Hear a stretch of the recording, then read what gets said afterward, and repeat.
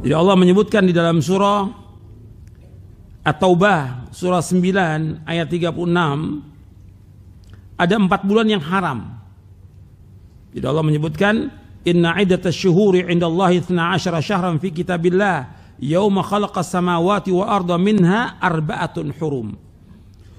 Sesungguhnya jumlah bulan menurut Allah itu 12 bulan. Sejak Allah menciptakan langit dan bumi ini ya 12 bulan. Di antaranya 4 bulan yang haram. Yang pertama Dzulqa'dah, yang kedua Dzulhijjah, yang ketiga Muharram, yang keempat Rajab. Ini 4 bulan yang diharamkan. Artinya nggak boleh berperang di bulan itu. Nggak boleh. Makanya dihormati sejak zaman jahiliyah. Kalau sudah bulan Rajab nggak ada peperangan. Karena di sana dulu orang sering perang. Tapi kalau udah bulan Rajab atau bulan-bulan yang haram nggak ada perang, nggak boleh. Atau orang jahiliyah pun menghormati itu. Kemudian bulan Rajab sama dengan bulan-bulan yang lainnya, nggak punya keutamaan, dan juga nggak ada riwayat-riwayat tentang dianjurkannya kita puasa atau amal tertentu, sholat, nggak ada sama sekali. Sudah menjadi kebiasaan Ustadz aneh ini dan rombongannya setiap kali hendak menjelang bulan Rajab mendadak menjadi mujtahid yang langsung berfatwa tanpa didasari ilmu yang mumpuni. Ustadz aneh ini melarang kaum muslimin yang terbiasa berpuasa di bulan Rajab dalam rangka menghormati salah satu dari 4 bulan haram itu. Maka kita simak apa komentar salah satu imam besar mazhab Ahlus Sunnah yang mana rombongan Wahabi suka mencatut nama besarnya, yaitu Imam Asy-Syafi'i. Dalam kitab karya Imam Asy-Syafi'i jilid 2 yang diterbitkan oleh Darul Wafa, cetakan pertama tahun 2001, halaman 485. Imam Asy-Syafi'i berkata, telah sampai kepada kami bahwa sesungguhnya doa di 5 malam akan dikabulkan, yaitu pada malam Jumat, Idul Adha, Idul Fitri, malam pertama bulan Rajab, dan malam nisfu Sya'ban. Sampai pada kalimat, dan aku memandang baik apa-apa yang diceritakan tentang malam-malam ini tanpa menjadikannya wajib. Jika Imam Syafi'i saja mengakui keutamaan bulan Rajab, mengapa Ustadz aneh itu berani sekali mengatakan bahwa Rajab sama dengan bulan-bulan yang lain? Sekarang mari kita simak apa komentar seorang ulama Ahlus Sunnah juga yang lama tinggal di Mekah Al-Mukarramah. Dalam kitab Kanzul Ummal karya Al-Hindi, salah satu ulama Ahlus Sunnah, jilid 8 yang diterbitkan oleh Muassasah Ar-Risalah, cetakan kelima tahun 1985, halaman 657. Dari Atha bahwa Urwah berkata kepada Abdullah bin Umar, apakah Rasulullah berpuasa Rajab? Dia menjawab, benar, dan beliau memuliakannya. Kami tegaskan, beliau memuliakannya. Al-Hindi berkata, Abul Hasan Ali bin Muhammad bin Syuja Ar-Rubai tentang keutamaan Rajab, dan para perawinya semuanya terpercaya. Kami tegaskan, para perawinya semuanya terpercaya.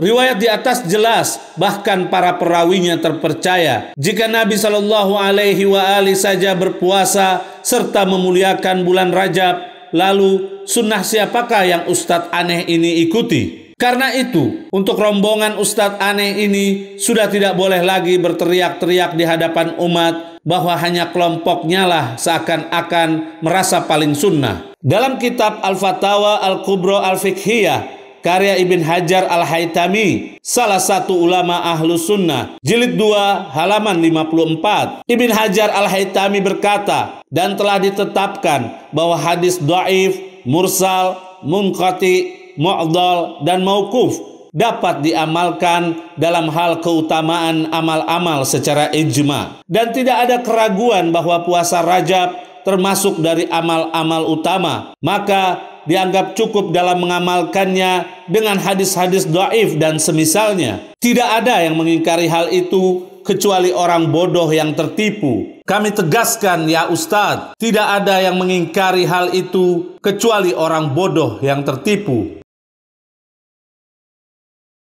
Jika kita simpulkan dari pernyataan Ibn Hajar Al-Haytami tadi, maka Ustadz aneh ini termasuk orang bodoh karena mengingkari keutamaan Rajab. Dalam kitab I'anatul Talibin, karya Ad-Dimyati, salah satu ulama Ahlus Sunnah, jilid pertama yang diterbitkan oleh Dar Ihya Al-Kutub Al-Arabiyah, halaman 272, Ad-Dimyati berkata, ada yang mengatakan, dan di antara yang bid'ah adalah puasa Rajab. Bukan seperti itu. Akan tetapi puasa Rajab adalah sunnah yang utama, sebagaimana aku menjelaskannya dalam kitab Al-Fatawa dan telah aku ulas di sana. Pemirsa dapat bandingkan pernyataan Ustadz aneh ini dengan seorang Ad-Dimyati. Kira-kira siapa yang dapat dipercaya? Dalam kitab Bulghatus Salik, karya As-Sawi, salah satu ulama Ahlus Sunnah, jilid pertama yang diterbitkan oleh Darul Kutub Al-Ilmiyah, cetakan pertama tahun 1995, halaman 446. As-Sawi berkata, dan disunahkan berpuasa pada hari Arafah bagi yang tidak berhaji, dan dihukumi makruh puasa tersebut bagi yang berhaji, sampai pada kalimat disunahkan pula puasa Rajab dan Sya'ban. Kami tegaskan, disunahkan pula puasa Rajab dan Sya'ban.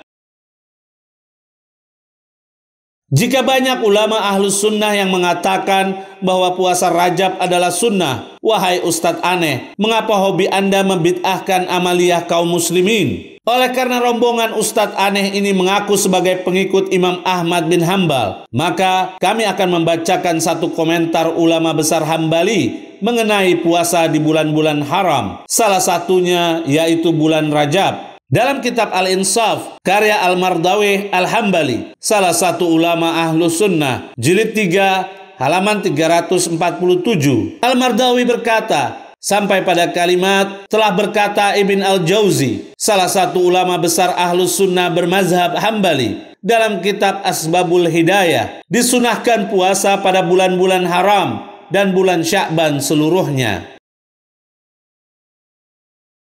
Dari pernyataan Ibn Jauzi tersebut bahwa puasa di bulan-bulan haram merupakan sunnah, sementara Rajab termasuk bulan haram. Kami sarankan bagi para pemirsa untuk terus menjalankan puasa sunnah Rajab bagi yang mampu. Jangan peduli ocehan-ocehan ulama yang tidak jelas kapasitas dan latar belakangnya.